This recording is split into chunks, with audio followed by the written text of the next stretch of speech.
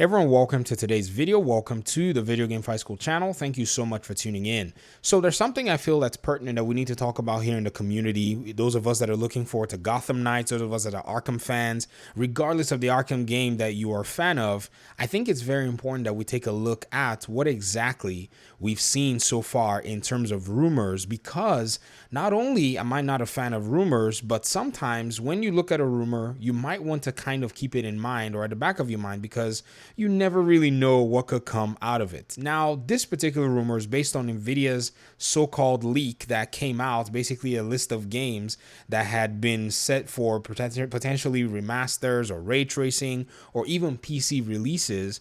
And so far in that list, one of the games recently got announced, and it's going to be out next month from the time I'm making this video. Now, let's go ahead and look at what on Reddit has been compiled as the most definitive list of all of the NVIDIA leaks or whatever it is. So on the subreddit, R Gaming Leaks and Rumors, somebody made a definitive compilation of leaked GeForce Now database games, and they basically put it underneath each publisher. So it's one of the best that I've seen in terms of how it's been set up. And this was actually done about 3 months ago from today when I'm actually looking at the article. Now, here are a few interesting things. If you look under Sony, you're going to find out that the only game so far that we've heard about is God of War. And this is based on my own, knowledge and basically the date that I'm recording this video. But when this leak first came out, I'm certain a lot of people dismissed it until just recently. Sony Santa Monica went ahead and announced that they were going to be releasing God of War on January 14th or something like that. And everybody was like, whoa, let's go back and look at this particular list. But in this video, God of War is not necessarily our concern, but I had to highlight it because I felt it was very important. On our agenda is Batman Arkham Knight getting a potential RTX Remaster. And I think this is definitely something that we in the community have to be paying attention to. Now, why would they want to get a remaster for a game like this? You know, the game has been out for a long time. The game seems to be fine and dandy. Everything seems to be going particularly well when it comes to, Arkham Knight, in terms of gameplay, stability, and all of those things. But there is something that's quite missing. Right now, the next gen versions do not have a 60 frame per second update. And I was quite shocked when I realized that even with Microsoft's FPS boost, they hadn't gone ahead to just unlock the 60 frame per second functionality in the game. And I kept thinking to myself, why would they not do that? In my opinion, I think the developers may have, reserved not putting the 60 frame per second, game itself or unlocking the 60 frame per second game, in order for them to be able to get the RTX version out and potentially earn some more money from it. Because now with the new consoles on the Xbox Series X and S and PlayStation 5, you can actually have your games run with ray tracing functionality. So to me, I think the Arkham Knight Remaster, the RTX Remaster, is more of a reality than we thought, because this particular God of War announcement has been really interesting. And then even the delay in making a 60 frame per second boost, right now. So this is, in my opinion, something that I feel like people in the community need to pay attention to. Now, what will be the implications of this particular kind of remaster?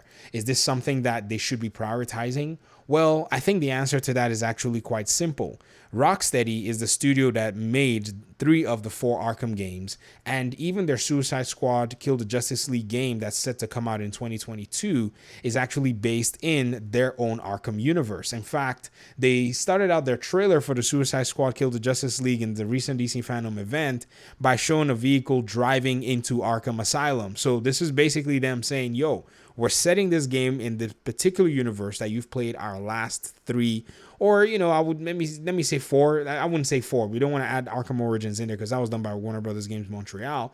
But it's the same universe. You're basically playing a game that's in the same universe as our other iterations in the past few years. So I think what we're going to see is this RTX Remaster is definitely going to be another way for them to be able to gain some more sales from Arkham Knights. And for those of you who don't know, Arkham Knights has sold a lot, especially especially on other platforms like PC, especially on other platforms that you may not necessarily be thinking about. Arkham Knight has done very well. Even the PC platform that at first on release was kind of busted and broken. There were so many issues when the game came out on PC that, you know, the Steam version, I think, had to basically be delisted for a little bit, and then they had to go back and pretty much, rework all of the different issues that the game had, and then eventually they re-released it. But at that point, I wasn't playing on PC. I was playing on my PlayStation, and I had a very cool experience. When I came to PC, the game was already fully, functional and everything. In fact, it's so well optimized, even with a very, I would say modest graphics card, you can play on 4K and you will get some really good frame rates. In fact, that's something that's very interesting and very cool. To me, I see another challenge here with them trying to do this remaster, even on the Unreal Engine 3, because for some of you who don't know, this game was actually developed in Unreal Engine 3. So that could be some sort of an issue in terms of how they would accomplish or execute the remaster. Are they going to take the game and try to make an Unreal Engine 4 version of it? Because Unreal Engine 3 SDK and Unreal Engine 4 are actually quite different. I don't know what the cross functionality is like. Or is ray tracing something that they can pretty much accomplish within Unreal Engine 3 by using different plugins or actually just coding the game differently? Because ray tracing technology is something that could be done from kind of the low level of the game in terms of internal coding. And so they could accomplish this with some lighting effects and some other things to allow for the game to look pretty good. So more details more than likely will come out if we're going to be seeing something of this nature.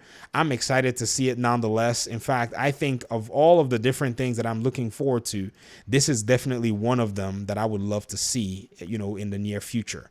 So stay, I would say tuned, or keep this at the back of your mind. Let me hear your thoughts in the comment section. Do you think this is something that Warner Brothers is going to be accomplishing? Do you think this is something that Rocksteady has probably been working on alongside their Suicide Squad game? And once the Suicide Squad game is releasing or is about to release, or maybe after, they're going to drop this particular RTX remaster for the community. But anyways, keep another thing in mind. The people who basically made this list went ahead to say that you have to keep in mind that it may take years and years for some of these games to, reach PC, and that might be the case as well. All right, I'd love to hear your thoughts in the comment section. Like I said, let me know if you think this is a reality, or if you think this is something that we may never see. And we'll talk again in another video. Thanks so much for listening and watching. Peace out.